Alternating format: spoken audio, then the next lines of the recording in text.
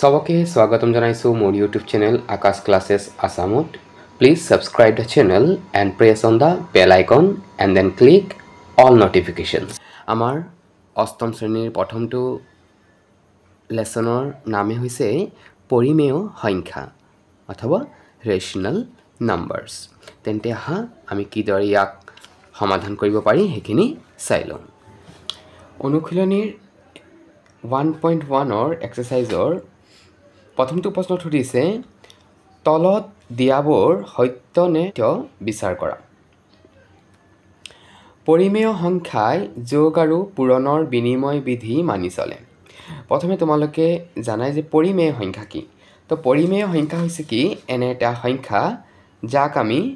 p/q মানে লব আৰু হৰ এই ভগ্নাংশ ৰূপেৰে আমি প্ৰকাশ কৰিব পাৰো যত p আৰু q দুটাই কি হ'ব অখণ্ড সংখ্যা দুটাই কি হ'ব অখণ্ড সংখ্যা কিন্তু q টো কেতিয়াও কি হ'ব নোৱাৰে শূন্য হ'ব নোৱাৰে মানে তল ভাগত কেতিয়াও মানে হৰৰ ভাগত কেতিয়াও শূন্য হ'ব নোৱাৰিব আন এই দুটা যি সংখ্যা নহওক কিয় যিকোনো অখণ্ড সংখ্যাই হ'ব পাৰিব খালি তলত শূন্য হ'ব নোৱাৰিব তো যি সংখ্যাক এইটো আকাৰে p/q আকাৰে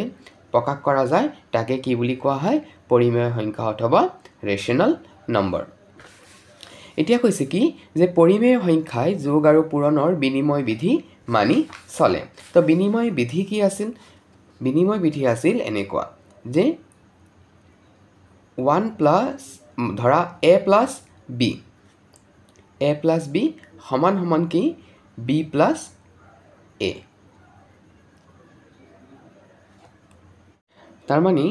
a যোগ b কৰিলে যি উত্তৰ হ'ব b যোগ a কৰিলেও একেটাই উত্তৰ হ'ব তো এতিয়া যদি এইখিনি যদি আমি পৰিমেয় সংখ্যাৰ ক্ষেত্ৰত যাওঁ তাৰ মানে 2/3 প্লাস 4/5 এইখিনি কৰিলে যি উত্তৰটো আমি পাম তাকে 4/5 প্লাস 2/3 কৰিলেও এই দুটা কি হ'ব উত্তৰটো একেটাই হ'ব তেনে ক্ষেত্ৰত আমি জানো যে যোগৰ ক্ষেত্ৰত বিনিময় বিধি মানি চলিছে ঠিক একে ক্ষেত্ৰতে a * b কৰিলে যি হয় b * a কৰিলে কিন্তু একেটাই হয় নহয় জানো কাৰণ চোৱা 2 * 3 হলো 6 হ'ব 3 * 2 হলো কি হ'ব 6 এটি ইয়াক যদি আমি পৰিমেয় সংখ্যাত লৈ যাওঁ 2/3 * 4/5 এখিনি কৰিলে কিমান ওলাইছে চোৱা এখিনি লঘিষ্ঠ আকাৰে নাযায় তেনেহলে 4 × 2 = 8 আৰু তলত 3 × 5 = 15 এইখিনি কিন্তু 4/5 * 2/3 একে হ'ব কাৰণ কি এতিয়া চোৱা 4 × 2 = 8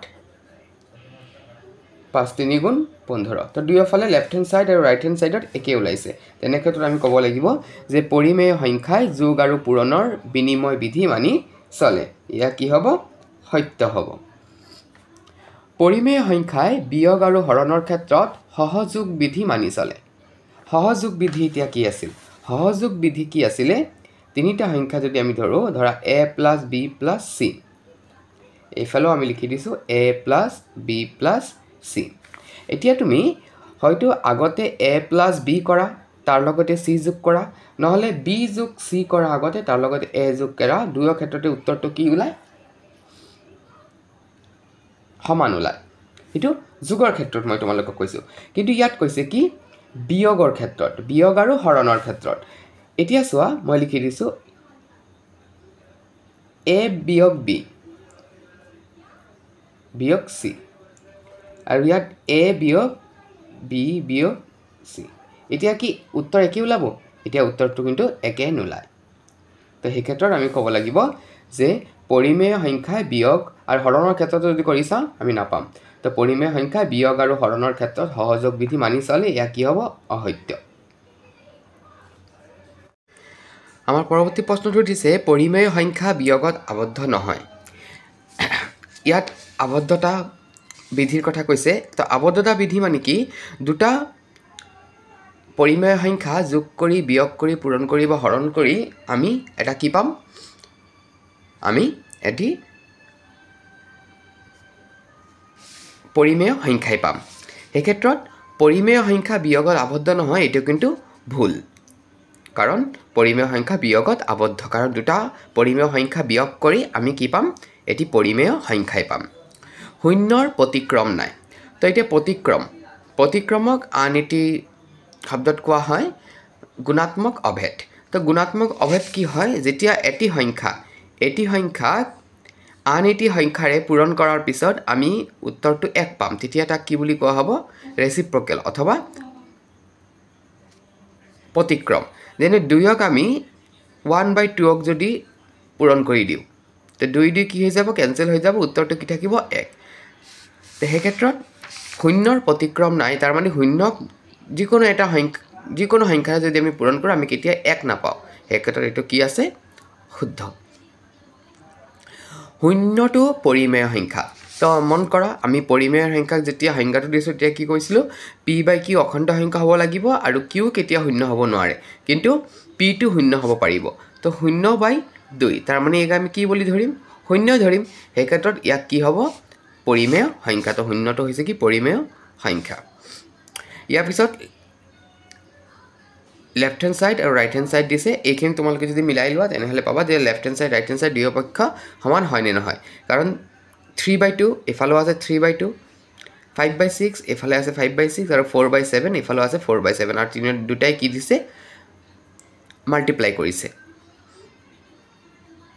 সেই ক্ষেত্ৰত এটো কি হ'ব শুদ্ধ এতিয়া চোৱা 5/9 into 1/3 plus 7/3 তো ইয়াক আমি যদি ডিস্ট্রিবিউটিভ প্রপার্টিটো লগাই দিও বিতরণ বিধি যদি লগাই দিও তেনেহলে কি হ'ব লাগিছিল 5/9 into 1/3 plus 5/9 into 7/3 তো হেইদৰে 5/9 into 1/3 তো দিছে কিন্তু আকৌ 5/9 হ'ব লাগিছিল into 1/7/3 হ'ব লাগিছিল এটো নাই হে কাৰণ ইয়া কি হৈছে অসত্য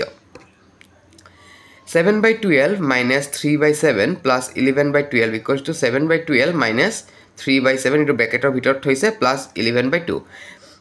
বাকিখিনি ঠিকই আছে কিন্তু যেহেতু ইয়াক যদি আমি ইয়াক কমন লোৱা বুলি কয় সাধাৰণ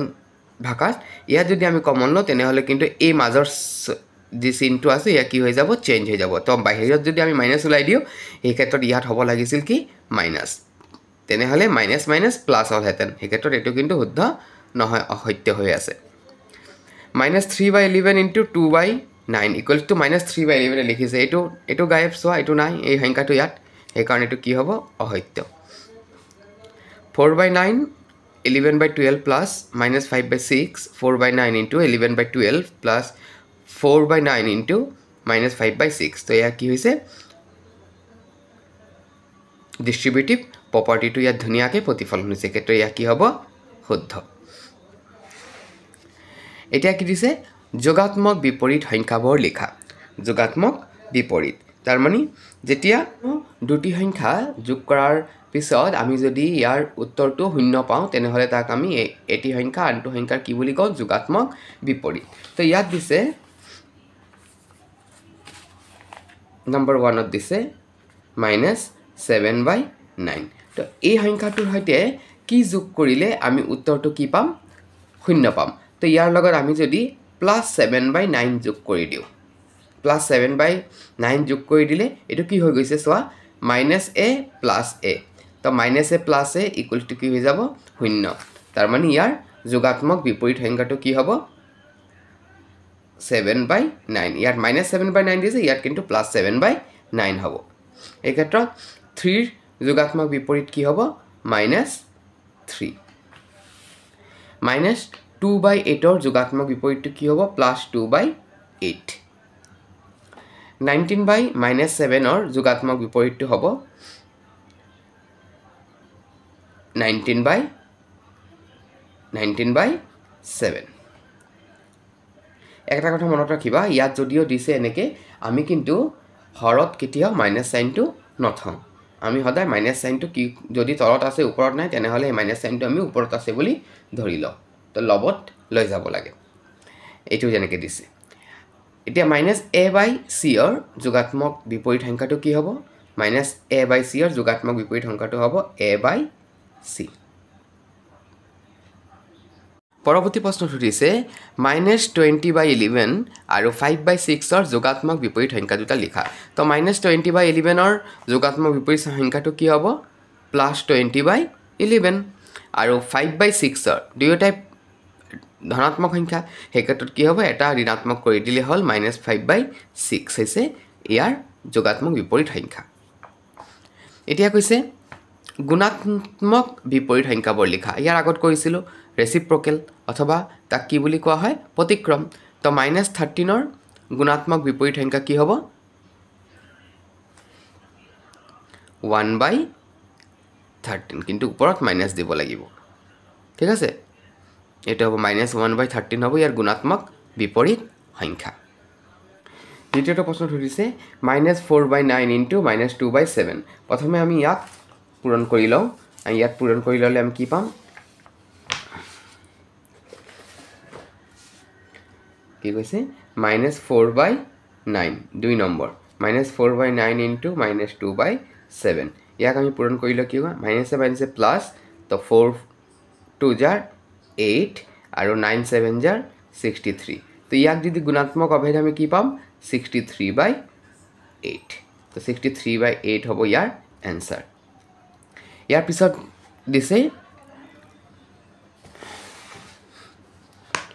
-2 ইনটু 2/5 তো এই দুইটা পূৰণ কৰি ল'ব প্ৰথমে ইয়াত কি হ'ব -4/5 সেই ক্ষেত্ৰত ইয়াৰ উত্তৰটো কি হ'ব -5/4 এইটো হ'ব ইয়াৰ উত্তৰ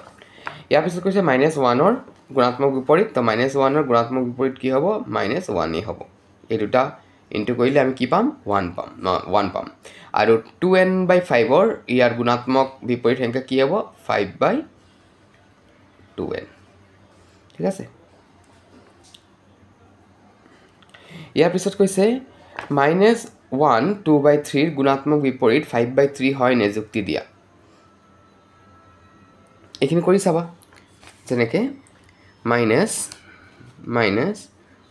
2/3 তো এইটো ইয়াৰ মিশ্ৰ ভগ্নাংশক তুমি কি কৰিবা অপকৃত ভগ্নাংশত লৈ যাবা প্ৰথমে তো এইটো কি মানে কি হ'ব 3 3 1 গুণ 3 যোগ 2 5 তো -5/3 তো -5/3ৰ গুণাত্মক বিপৰীত কি হ'ব লাগিছিল গুণাত্মক বিপৰীত হ'ব লাগিছিল -3/5 সেই ক্ষেত্ৰত ইয়াত কৈছে কি 5/3 হয় নে নহয় তো 5/3টো কি হ'ব নহয় কাৰণ কি কাৰণ ইয়াত দুটা কি হ'ব লাগিব সেম সাইন হ'ব লাগিব তেতিয়াহে কি হ'ব গুণাত্মক বিপৰীত হ'ব তো 5 নম্বৰটো কি হ'ব নহয় 6 নম্বৰ হৈছে 1ৰ গুণাত্মক আৰু যোগাত্মক বিপৰীত কি কি তো 1ৰ গুণাত্মক হৈছে 1 ঠিক আছে আৰু যোগাত্মক বিপৰীতটো হৈছে -1 1ৰ গুণাত্মক হৈছে +1 আৰু 1ৰ যোগাত্মক বিপৰীত হৈছে -1 ইয়াৰ পিছত কৈছে -4/9 আৰু 11/16ৰ গুণাত্মক বিপৰীত সংখ্যা দুটা লিখা তো 4/9ৰ গুণাত্মক বিপৰীত সংখ্যা কি হ'ব -9/4 আৰু 11/16ৰ গুণাত্মক বিপৰীত সংখ্যা কি হ'ব 16/11 তলৰ সংখ্যা দুটাৰ প্ৰতিক্ৰম লিখা প্ৰতিক্ৰম মানে গুণাত্মক বিপৰীতে আৰু তো 2/3ৰ প্ৰতিক্ৰমটো কি হ'ব 3/2 আৰু -5/12ৰ কিমান হ'ব -12/5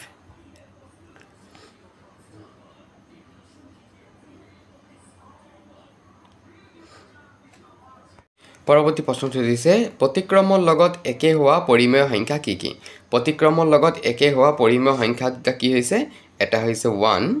আনটো হৈছে -1 10 নম্বৰ প্ৰশ্নটো দিছে -25/26ক 5/13ৰ প্ৰতিক্ৰমৰে পূৰণ কৰা তো -25/26ৰ 5/13ৰ প্ৰতিক্ৰম তো 5/13ৰ প্ৰতিক্ৰম কি হ'ব 13/5 তো ইয়াক যদি 13/5ৰে আমি মাল্টিপ্লাই কৰি দিওঁ তেনেহ'লে কি পাম চোৱা এইটো মাল্টিপ্লাই কৰিছোঁ ইয়াত আছিলে কিমান 5/13 ইয়াৰ প্ৰতিক্ৰম বুলি কৈছে তো 5/13ৰ প্ৰতিক্ৰম হৈছে 13/5 তো এইখিনি আমি 5ক 25 দি 25ক 5 হৰণ কৰিলোঁ তো 5 পালোঁ আৰু 26ক 13 হৰণ কৰিলোঁ পালোঁ 2 তো -5/2 তো ইয়াৰ কি হ'ব উত্তৰটো -5/2